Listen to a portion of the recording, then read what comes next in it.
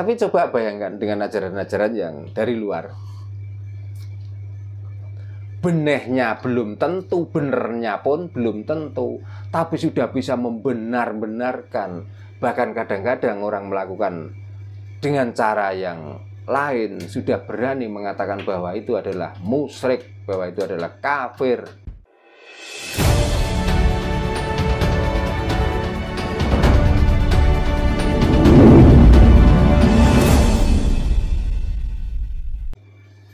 Kita sudah tahu sifat-sifatnya Tuhan. Kita sudah tahu batas-batas ketentuan Tuhan. Dan sudah kita laksanakan menurut pemikiran masing-masing orang yang melaksanakan itu. Tapi tiap hari melakukan seperti itu terus-menerus. Apakah kira-kira hidup itu juga untuk itu saja? Kenapa tidak memikirkan yang lain? Apalagi Tuhan dengan yang diajarkan sifatnya yang begini dan begitu. Karena Tuhan setiap memberi itu harus menyembahnya. Setiap Tuhan mencipta itu harus menyembahnya. Nah, ciptaan Tuhan itu bukan manusia saja loh. Ada hewan, ada tumbuhan, ada alam ini. Tapi kok Tuhan itu tidak meminta ciptaan yang lainnya harus menyembah? Hanya manusia itu ternyata yang sibuk dengan pencarian Tuhan. Ternyata di antara ciptaan itu yang sangat beregois tinggi adalah manusia itu sendiri. Maka dari keegoisan manusia itulah sehingga menciptakan agama, menciptakan Tuhan, menciptakan malaikat, menciptakan dewa, menciptakan yang lainnya, seolah-olah itu semua adalah kebenaran. Padahal belum tentu bahwa itu adalah kebenaran. Gitu. Nah, kebenaran yang hakiki gimana? Kalau bahasa Jawa, mari, karena kita itu sudah hidup dan kita sudah mempunyai pemikiran yang luar biasa dan kita sudah bisa merasakan dengan anganan kita.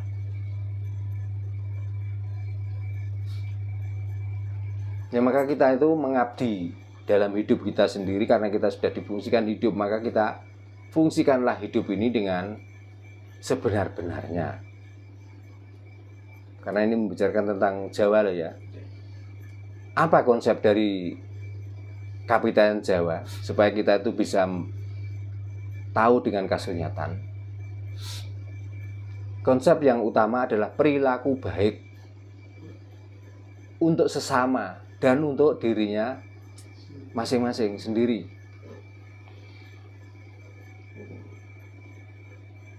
Caranya bagaimana? Caranya ya supaya kita itu bisa berbaik pada diri kita sendiri. Makanya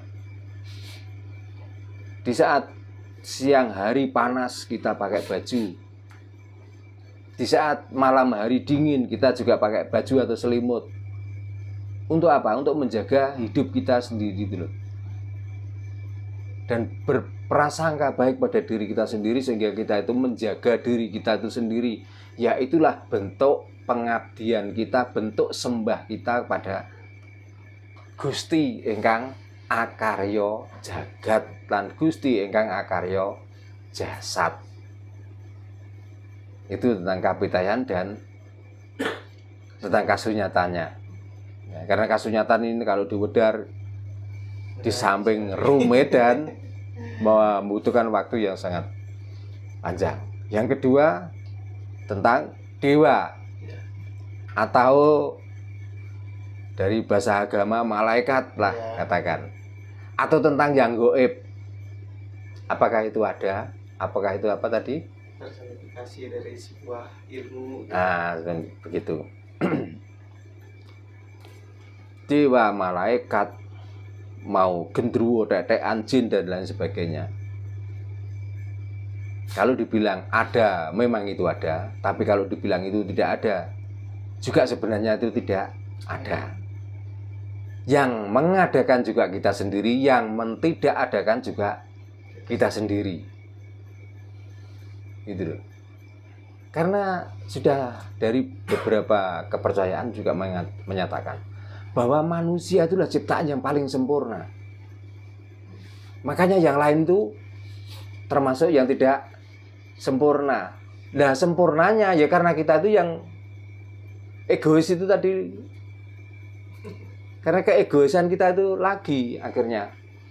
Maka seolah-olah dengan kita tidak makan, karena dengan tidak tidur, lalu kita berhalusinasi. Kemarin-kemarin juga sudah pernah saya bahas. Jangankan malaikat yang benar, jangankan dewa yang benar.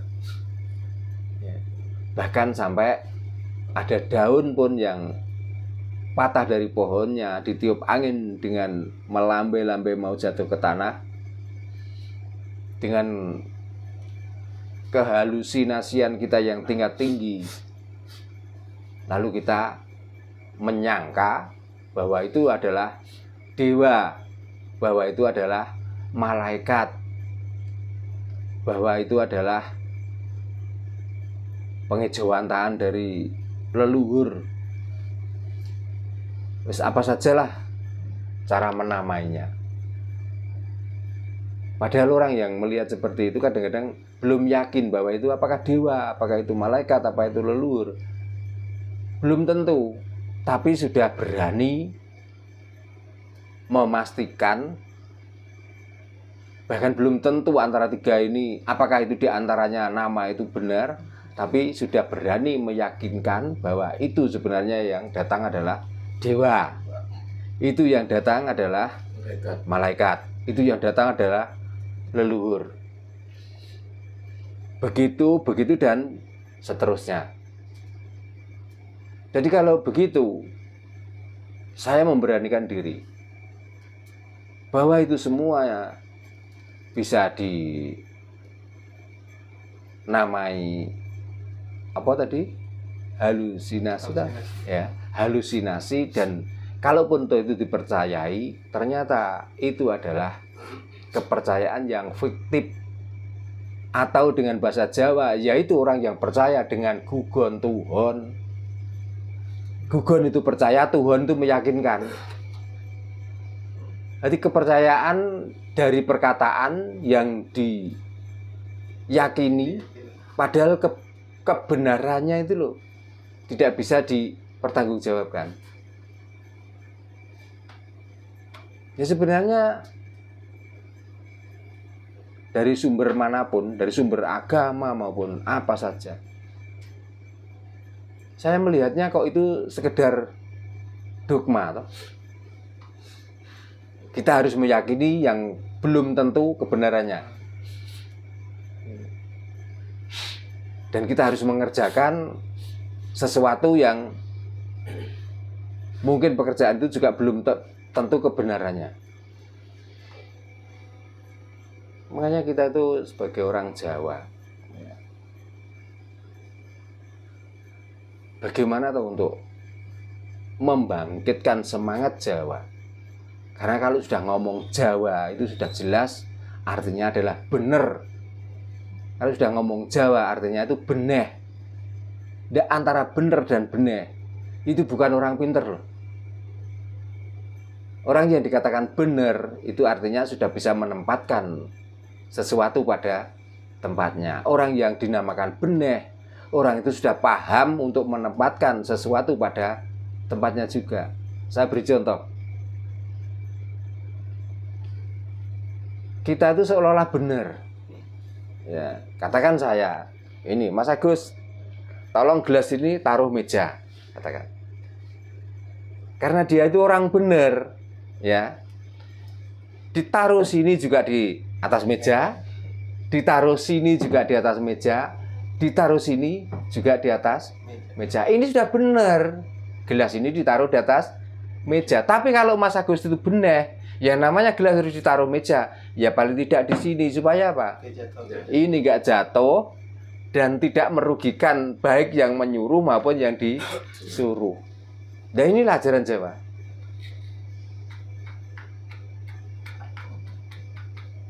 Tapi coba bayangkan dengan ajaran-ajaran yang dari luar. Benehnya belum tentu, benernya pun belum tentu, tapi sudah bisa membenar-benarkan. Bahkan kadang-kadang orang melakukan dengan cara yang lain, sudah berani mengatakan bahwa itu adalah musyrik, bahwa itu adalah kafir, bahwa itu adalah tidak bertuhan, mengatakan ateis, dan lain sebagainya.